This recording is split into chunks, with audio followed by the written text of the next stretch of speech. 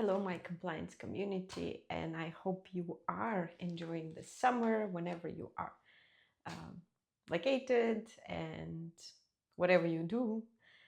I hope soon you will have some well-deserved vacation or at least some recharging sessions. Let me put it this way. So today I actually gonna discuss a very controversial topic. It is about why compliance with the reporting line to the CFO is an absolutely terrible idea. And of course, whatever I'm sharing with you here, it's based on my deep experience.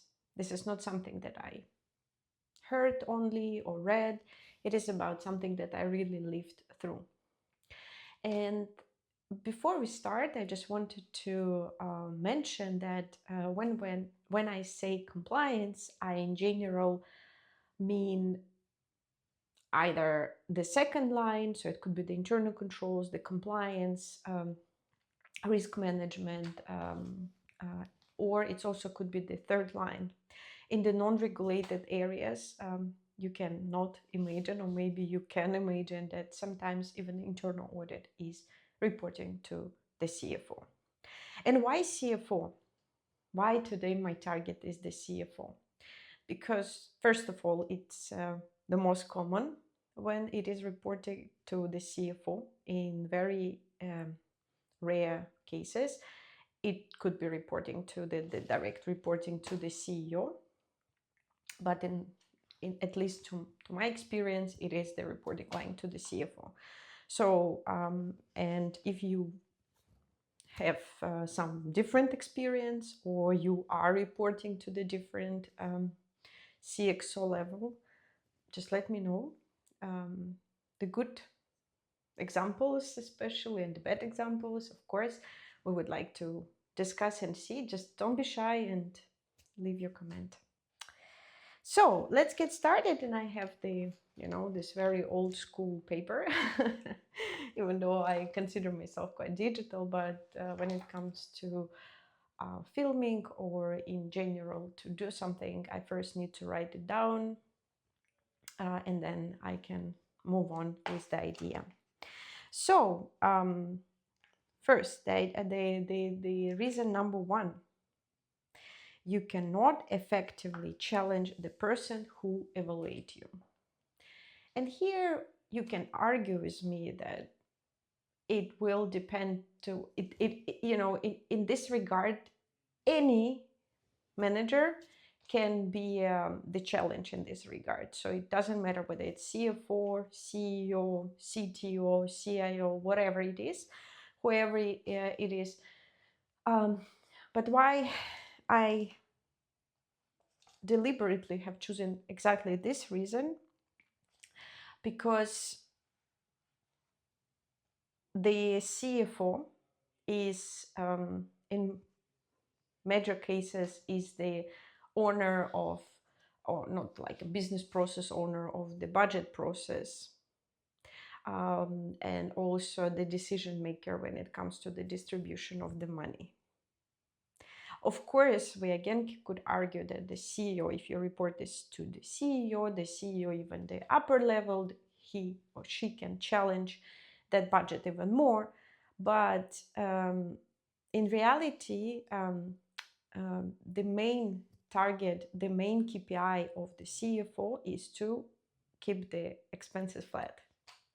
And unfortunately, and I don't know what we need to do as a professionals to improve it, but unfortunately, the CFO considers us, again, to my experience, in all the cases that I would be just generalizing now a little bit, in major cases that I witnessed, it is the cost center, the compliance considered by the CFO is a necessary evil, or the cost center. And of course, they would like to challenge it. And of course, you cannot be independent. You cannot challenge, challenge the area which you are auditing most. And because the financial controls, financial area, it is scrutinized most. Here we can see not only the conflict of interest, which is, by the way, it's a worse argument with the CFO because they hate hearing this, that this is the conflict of interest. And I don't know why, because it's triggering them, because it's true. I don't know. So, but nevertheless, it is also somehow concentration of the power and absolutely inability to challenge that, neither from the budget perspective nor from the mandate perspective. So I also wanted to somehow let you know and somehow share with you that it's not only about the conflict of interest. It's not about that they will challenge it most, but it's also about that if, for instance, you need to improve your compliance function, purchase some GRC solutions or hire some consultants, you would never get this. And again, today I'm generalizing, and I apologize in front of those CFOs who are absolutely different. But those CFO who are absolutely what I'm describing now, I think you understand exactly what I'm talking about. And especially those who are under their supervision, this kind of people, you also compliance officer, internal control manager, risk manager, and worst case scenario, internal audit manager, you understand what I mean. So the reason number 2, it's the financial targets cannot compete with compliance objectives. So the reason number 2, financial targets cannot compete with the compliance objectives. And I think this reason is very self-explanatory because, again, it's somehow relevant also to the reason number 1. But if you want to, for instance, if you identify some mistake which is related to wrong cost recognition, or some write-off that needs to be done, or something that directly impacting your financials. I'm not saying again that in major part, but it will be very difficult for CFO to accept it from the internal resource, not from the external auditor, to make that adjustment, because if it will be impacting the EBITDA or any other financial targets. So basically you are tied out completely, because if you found something, let's say, significant, we're not talking about like some insignificant, it could be somehow blurred, or it could be somehow postponed, or it could be somehow scrutinize your finding, because they don't want to show it. They not because they want to, keep that mistake, but because it is impacting their bonuses, it is impacting their financial targets, it is impacting the entire portfolio, right, and the performance. And this is very much related to the CFO personal and the corporate KPI. Very normal circumstances. We are humans, and I'm not trying now to say that there is a CFO who is absolutely evil, absolutely incompliant, immoral, etc., etc. No, but it's a very, very, let's say, logical from the human perspective that you will try to hide what you can hide. You will try to protect what you want to protect. That's why the compliance needs to be independent, because of this reason. Yes, the reason number 3, it's the compliance risk is much more broader than just a financial risk. And as I already mentioned, of course, in SOX environment or in traditional compliance environment, your focus would be primarily, maybe 70% at least, would be the financial statement, financial risk, fraud, etc., around all these financial processes. And of course, the compliance risk, they are bigger. We have IT, we have procurement, we have logistic warehouse, we have the cyber, we have the HR processes. We have so many different processes that are need to be covered by the compliance oversight. But again, traditionally, and what I witnessed and what I saw, it is the financial environment, financial statement, financial risk, not a business risk, but rather than financial risk. So, and then you can, you can understand already that it will, so basically you are under supervision of the person who you are auditing the most, or you are somehow overseeing the most. Which is, of course, on one hand, it could be handy that you have a direct access to your manager where you can discuss, but it's a huge pressure, and also your professional judgment, your professional standing, your dignity, and sometimes even your job is at risk due to exactly this fact. So, and I know that we heard many different examples, and I personally saw many different examples when the controls been removed, the compliance programs being diluted due to exactly this reason. So, and write me or put a like if you understand what I mean, and or if in a worst case scenario you face the same circumstances. So the reason number 4, it's compliance will never win the priority battle. So never would be a priority for the CFO. And let's consider that the regular average CFO, how many priorities does this person have? So it is the financial targets, it is the performance, business performance. It could be some procurement, if it is procurement under the CFO. It could be some HR issues. It could be some budgeting. It's like closing year, quarter, month, tax issues, tax inspections, new regulations are coming. I'm not talking about the compliance, just the regular regulations about the IFRS, about the tax, about the budgeting. I don't know, acquisition, merging, like a lot of business processes. New ERP system is coming. It's a huge headache for the CFO, because the ERP is used primarily by the business, and it is the finance is a bigger user. It's a bigger contributor.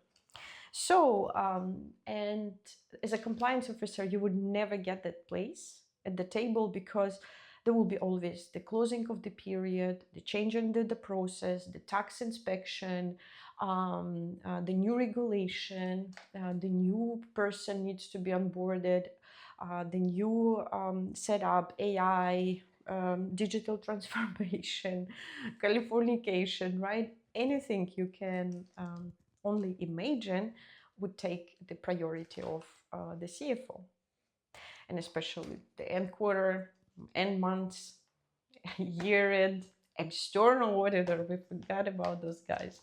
So you would never get this, and this is a myth. The CFO should be absolutely compliance-minded person, risk-averse person, which is completely not in the DNA of the CFO, like a regular CFO. Of course, the CFO by default needs to be a little bit more risk averse than the CEO, but nevertheless, it is a business person. Especially now, the expectations from the CFO, it's not only accounting, it's a way more. It is, business performance, financial planning, analysis, budgeting, making sure that our processes and the costs are flat, our EBITDA and all these financial targets are fulfilled. So it is becoming a financial business partner, the CFO. So now we are talking about this role. And in this new role, the compliance even less fitting into the agenda of the modern CFO. would put this way. So therefore, you would never ever get the attention or enough attention, or it will be just a paper tiger. I've been a paper tiger as a compliance, and it's absolutely disgusting. It's absolutely demotivating. It's um, absolutely not what you meant to be.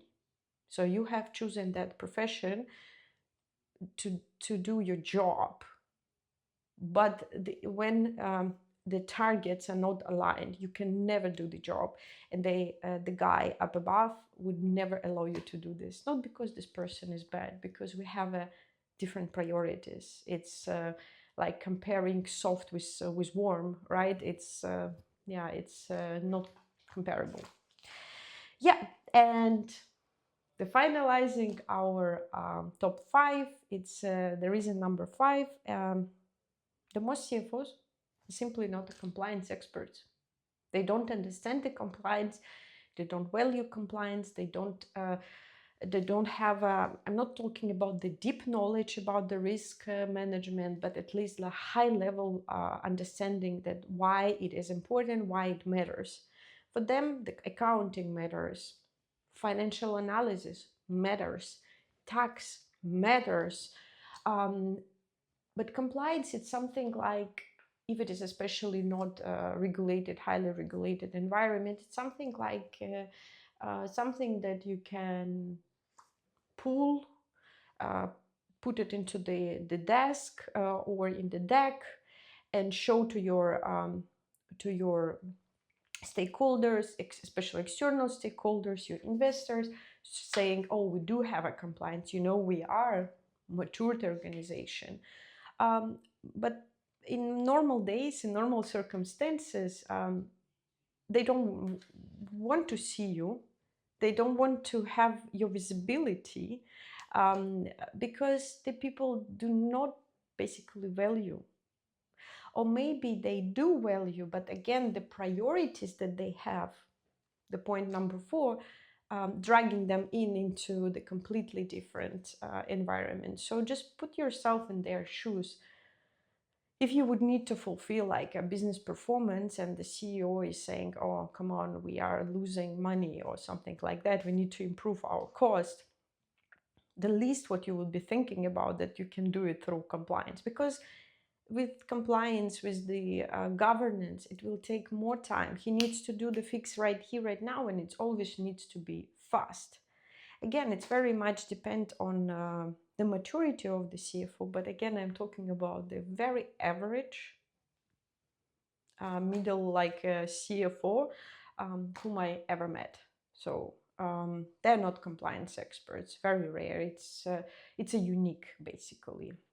So with that, I shared with you the 5 reasons why you should not report to CFO. And if you are reporting to CFO, be aware about this. Don't be sad. Try to fight your fight, but also there are some boundaries where you can sustain that fight and where it makes sense. Of course, even though I said a little bit like in this more like a toxic or like fightful the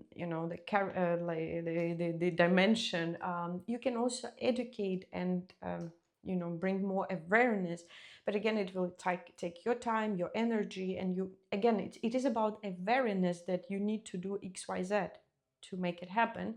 And on top of that, in order to fulfill that, you need to have a mandate. So make sure that you do have a mandate. If you are reporting to the CFO, make sure that you are having the table, place at the table, or table at least, right? Then you can speak up freely, you can raise your concerns. Those concerns would be addressed to some extent. And then try to either educate or try to find your place, your way. And this is should be very much in your agenda. So thank you so much for your attention, and I hope it resonates with you and you have some thoughts about this, and you can share your thoughts in the comments. So see you around, guys.